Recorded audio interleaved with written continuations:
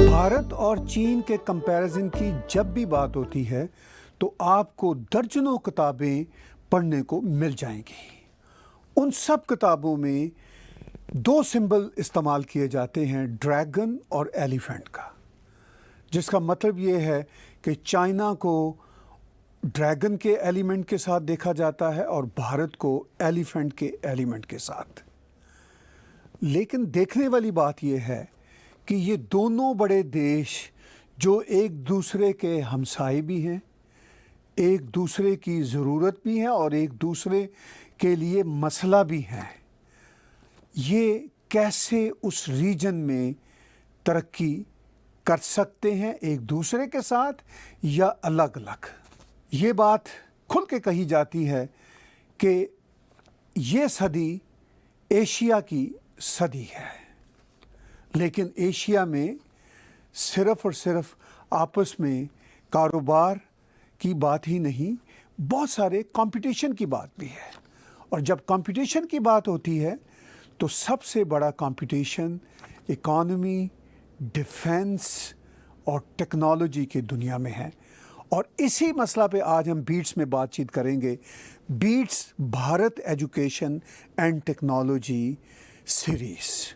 हमें अब बहुत ही ईमानदारी से देखना है कि चीन कहाँ पे है, भारत कहाँ पे है, चूँकि इन दोनों का जो कोरिलेशन है वो दुनिया के लिए भी बहुत इम्पॉर्टेंट है और हम भारतीयों के लिए भी बहुत इम्पॉर्टेंट है। सबसे पहले हम दोनों देशों की लैंड एरिया को ज़रा देखते हैं। चाइना का जो लैंड एरिया है 9.597 मिलियन स्क्वायर किलोमीटर है।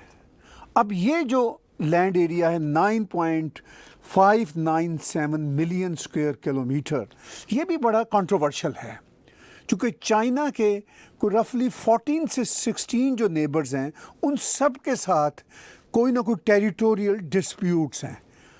अब वाकई ही 9.597 मिलियन स्क्वायर किलोमीटर है। बहरहाल ये तो अपनी जगह पे एक डिबेट है, लेकिन अगर ये कम भी हो जाए तो 8 मिलियन स्क्वायर किलोमीटर से ज़्यादा ही होगा। तो चाइना इस लिहाज से दुनिया के लैंड एरिया के हिसाब में तीसरे, चौथे और पाँचवें बड़े मुल्कों में आता है। और जो भारत का लैंड एरिया है वो आपके सामने है, 3.287 मिलियन स्क्वायर किलोमीटर। अब पॉपुलेशन देख लीजिए, यानी आलमोस्ट भारत का जो लैंड एरिया है वो 1/3 है चाइना से, मगर पॉपुलेशन बहुत करीब है। चाइना की पॉपुलेशन 2019 के नंबर्स के मुताबिक 1.398 बिलियन है और भारत की पॉपुलेशन 2019 के नंबर्स के मुताबिक 1.366 बिलियन है।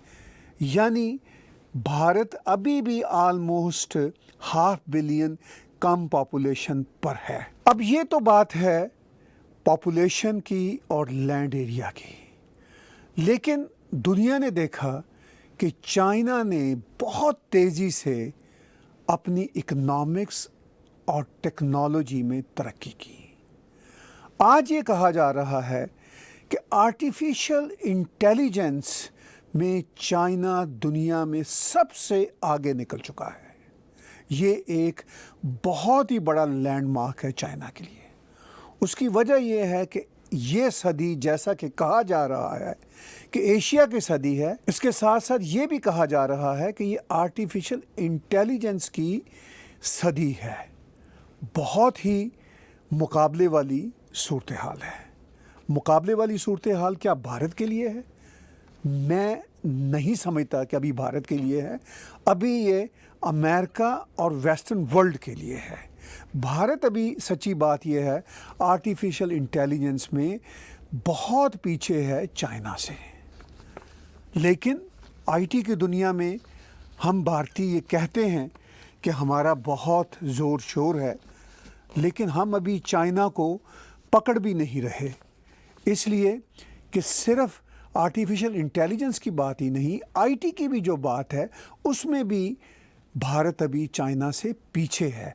آئی ٹی انڈسٹریز کی جو سروسز ہیں اس میں بھارت کو ایک عرصے سے یہ کلیم رہا کہ ہم بہت آگے ہیں، بلا شبہ بھارت اس میں بہت اچھا کام کر رہا ہے، لیکن ان سروسز میں بھی چائنا بھارت سے کافی آگے نکل چکا ہے۔ چائنا کی یہ ترقی جو ہے ہمیں دیکھنا یہ ہے کہ یہ کیسے اور کس زمانے میں بڑھی۔ چائنا کی یہ ترقی کی جو داستان ہے وہ کچھ 40 سال پرانی ہے، اور اگر ہم بہت پریسائزلی دیکھیں تو لاسٹ 30 and 20 ایئرز میں چائنا پکڑائی نہ دینے والی رفتار سے آگے بڑھ رہا ہے۔ اس بات کا احساس اب ویسٹرن ورلڈ کو بھی ہو چلا ہے۔ پہلے انہوں نے کہا کہ چائنا ہمارے ساتھ گرو کرے گا، ترقی کرے گا، لیکن ان کو یہ احساس نہیں تھا کہ چائنا اتنی بڑی اکانومی 1-2 دہائیوں میں ہی بن جائے گا۔ چائنا بہت بڑی اکانومی بن چکا ہے، اور دنیا کے اکانومسٹ یہ سوچتے ہیں کہ شاید چائنا امریکہ سے بھی آگے نہ نکل جائے اگلے 10-20 برسوں میں۔ یونائٹڈ اسٹیٹس $20.49 ٹریلین کی جی ڈی پی پر ہے، چائنا $13.4 ٹریلین کی جی ڈی پی پر ہے۔ اس کے بعد جاپان آتا ہے، Japan 4.97 trillion G D P پر ہے۔ پھر جرمنی ہے، جرمنی $4 ٹریلین کی جی ڈی پی پر ہے۔ United Kingdom 2.87 trillion G D P پر ہے۔ پھر فرانس آتا ہے 2.78 ٹریلین کی جی ڈی پی پر۔ پھر بھارت کی باری آتی ہے، یعنی 7ویں نمبر پر، $2.72 ٹریلین کی جی ڈی پی۔ اور اس کے بعد اٹلی، برازیل اور کینیڈا، یعنی یہ 10 کنٹریز ہیں جو ہمارے سامنے آتے ہیں۔ تو اس وقت کی as of today China second largest economy of the planet, یعنی $13.4 ٹریلین پہ کھڑا ہے، اور بھارت 7ویں نمبر پہ $2.72 ٹریلین کے نمبر پہ کھڑا ہے۔ اور anticipation prime minister Narendra Modi کی بھی ہے کہ ہمیں $5 ٹریلین کی اکانومی بننا ہے۔ اب $5 ٹریلین کی جو اکانومی ہے وہ نمبرز بتاتے ہیں کہ 2024 میں بھارت بن جائے گا۔ اگر بھارت $5 ٹریلین پہ جاتا ہے تو پھر بھارت 4تھے نمبر پہ آ جائے گا، یعنی جاپان کے بعد۔ پہلے نمبر پر یونائٹڈ اسٹیٹس، چائنا $13 ٹریلین سے تب تک $20 ٹریلین کے قریب جا چکا ہوگا۔ یہ بھی ذرا ذہن میں رکھنے والی بات ہے۔ بھارت صرف 2.72 ٹریلین سے جمپ کر کے 5 ٹریلین پر تو جائے گا ہی، لیکن چائنا بھی اپنی $13 ٹریلین سے جمپ کر کے 19 and 20 ٹریلین کے قریب جا سکتا ہے۔ تو یہ ہیں آنکڑے جو ہم آنے والے سالوں میں دیکھیں گے۔ یعنی ہم اگر بینچ مارک چائنا کو رکھیں، یعنی ایلیفنٹ کا بینچ مارک ڈریگن کے لیے، تو صرف اور صرف اکانومی میں ہی یہ صورت نہیں ہے، بلکہ ہم ملٹری میں اگر دیکھیں تو وہاں پہ بھی کافی انٹرسٹنگ سچویشن ہے۔ چائنا کا جو ملٹری کا بجٹ ہے 2014 سے میں بتاتا ہوں کہ 2014 میں $131 بلین کا بجٹ تھا ان کا، اس کانٹیکس میں کہ ڈیفینس میں ان کا، اور یہ بڑھتا بڑھتا 2021 میں $209 بلین ہو چکا ہے۔ بھارت کا اگر ہم ڈیفینس بجٹ دیکھیں تو وہ ابھی بھی $60-70 بلین کے قریب ہے، یعنی چائنا سے 1/3 ہے۔ اب میں نے پیچھے بتایا کہ آرٹیفیشل انٹیلیجنس میں چائنا بہت آگے ہے، بہت آگے ہے۔ اسی طرح سولر انرجی میں ہم دیکھتے ہیں کہ چائنا دنیا میں سب سے بڑی لیڈنگ نیشن ہے. 71% آف سولر پینلز جو ہیں دنیا میں وہ چائنا بناتا ہے. پوری دنیا کے سولر پینلز کا جو 71% شیئر ہے وہ چائنا کے پاس ہے اور بھارت کے پاس 1% ہے. اب یہ بہت گھبرانے والی یہاں پر بات نہیں ہے اگر سولر پینلز کی بات ہو. اس میں سوویت یونین یعنی پرانا رشیا بھی جو پہلے جنہوں نے شروعات کی تھی وہ کہیں نظر نہیں آتا. یونائٹڈ اسٹیٹ جیسا بڑا جائنٹ کنٹری وہ بھی 3% بناتا ہے. اس لیے کہ دنیا میں یہ بھی ایک احساس رہا کہ جو فیزیبل کمرشل پروڈکٹس نہیں ہیں جن کنٹریز کے لیے وہ نہ بنائیں. اس کا سارا ٹھیکہ جو ہے یا اس کی ساری جو ذمہ داری ہے وہ چائنا کو دے دی جائے. چائنا نے اسی بات کا فائدہ اٹھایا.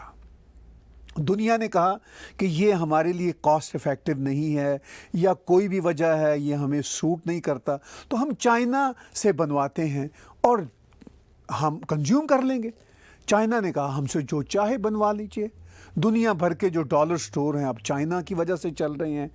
جو بڑے بڑے والمارٹ اور ٹائیگر جیسے سپر سٹورز ہیں امریکہ کینیڈا یورپ میں ان میں بھی بہت ساری جو پروڈکٹس ہیں اب چائنا کی چل رہی ہیں. چائنا نے کہا آپ نے ہمیں موقع دیا, آپ نے کہا کہ آپ کے لیے بنانا مشکل ہے, کاسٹ افیکٹو نہیں ہے تو ہم بنا لیتے ہیں.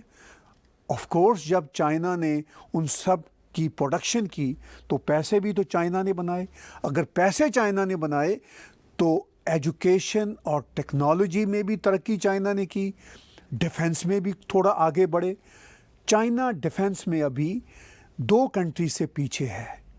ایک یونائٹڈ اسٹیٹ آف امریکہ, اس سے تو خیر بہت ہی پیچھے ہے, اور اپنے نیبر رشیا سے بھی کچھ پیچھے ہے.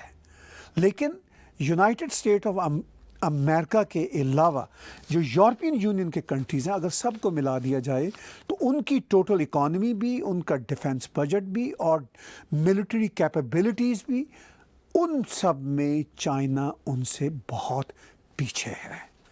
لیکن چائنا اپنی پروڈکشن میں ان سب کنٹری سے آگے ہے. آج کے سمے میں ہم بات سنتے ہیں کہ آنے والے کچھ سالوں میں ساری گاڑیاں گیس سے پٹرول سے نکل کے بیٹری پر چلی جائیں گی. یہاں پر بھی انٹرسٹنگ اسپیکٹ ہے, وہ یہ ہے کہ بیٹریز کی پروڈکشن بھی سب سے زیادہ چائنا میں ہو رہی ہے. According to global data nearly 12.7 million EVs are expected to be produced across the globe in 2024, increasing from 3.4 million in 2020.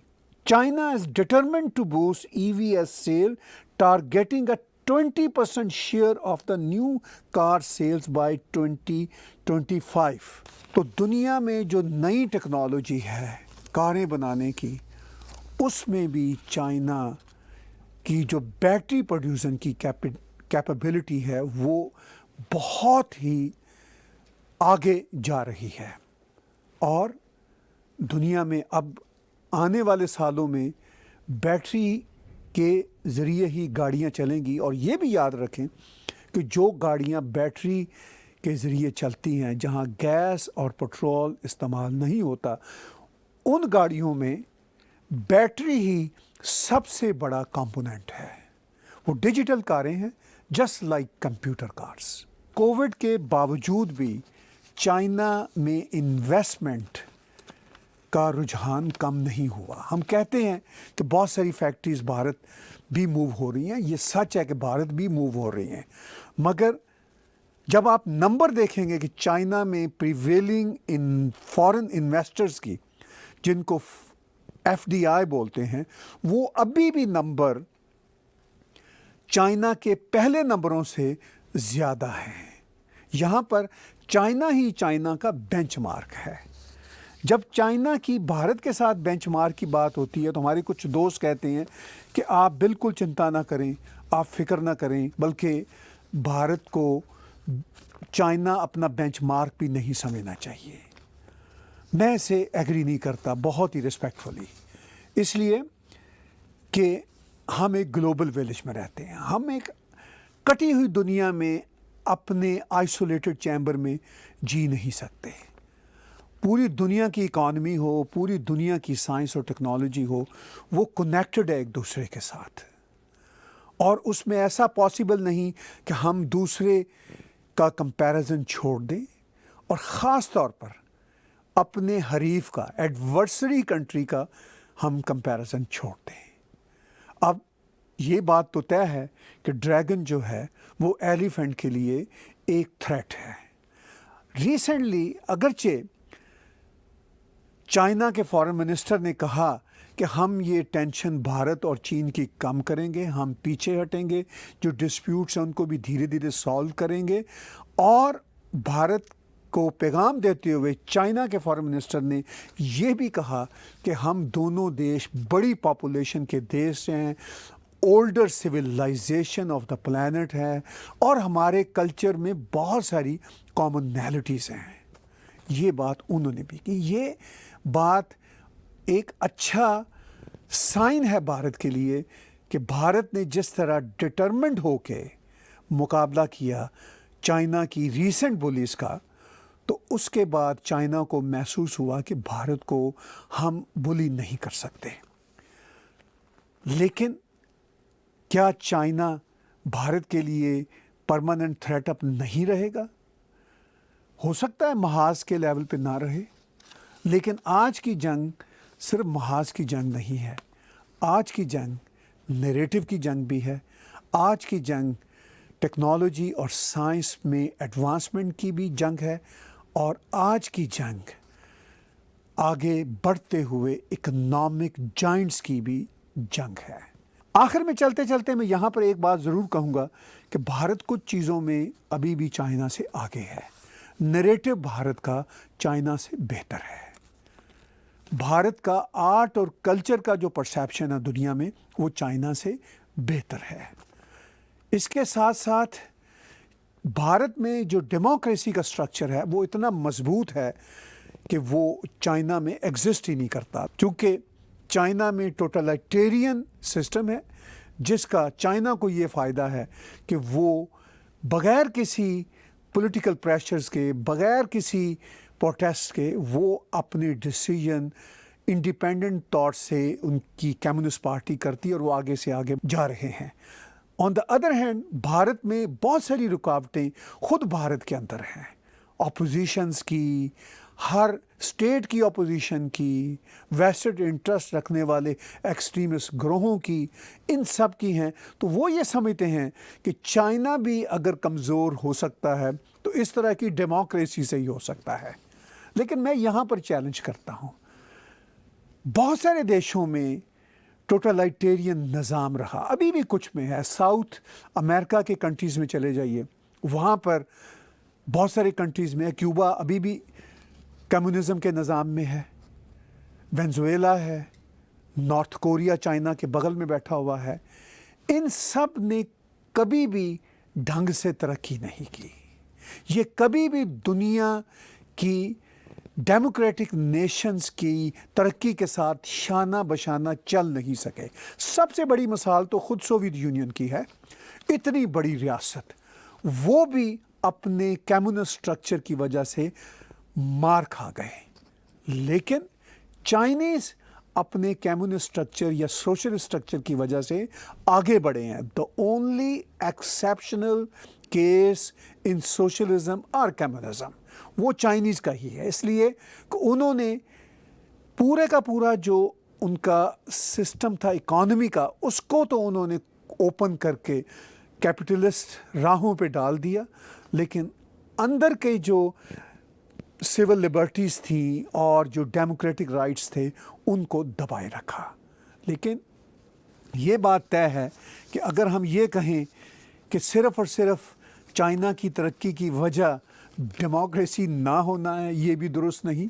چونکہ بہت ساری بڑی بڑی ڈیموکریسی، امریکہ، یورپین یونین کی مثالیں آپ کے سامنے ہیں، انہوں نے ترقی اور ان کی کیپٹلزم کی بڑھوتی اور ان کی سائنس اور ٹیکنالوجی میں بڑھوتی डेमोक्रेसी की वजह से ही हुई। और चाइना की जो एजुकेशन की तरक्की है वो इंटरेस्टिंगली सोशलिज्म की वजह से हुई। The only socialist communist country जो सोशलिज्म की वजह से आगे बढ़ा। ये वो बातें हैं जो हम बीट्स में आपके साथ ब्रेनस्टॉर्मिंग का ज़रिया बनाएंगे, और हमारी कोशिश होगी कि आने वाले दिनों में हम भारत से अपने साइंस कॉरेस्पॉन्डेंट्स जो हम वहाँ पे सेटअप कर रहे हैं उनकी मदद से ऑन ग्राउंड भारत में जो साइंस और टेक्नोलॉजी की दुनिया में तरक्की है उसका भी जायज़ा लें, और जो कमियां हैं उसका भी जायज़ा लें। और जो बातचीत मैंने आज आपके साथ की, ये बातचीत आपके साथ होती रहेगी। इसी बातचीत के नतारे में हम आने वाले दिनों में देखेंगे कि हमारे भारत में साइंस कॉरेस्पॉन्डेंट्स किस तरह के तज्ज़िये, किस तरह के एनालिसिस आपके साथ शेयर करते हैं। आज का बीट्स का एनालिसिस मेरे साथ देखने का बहुत शुक्रिया।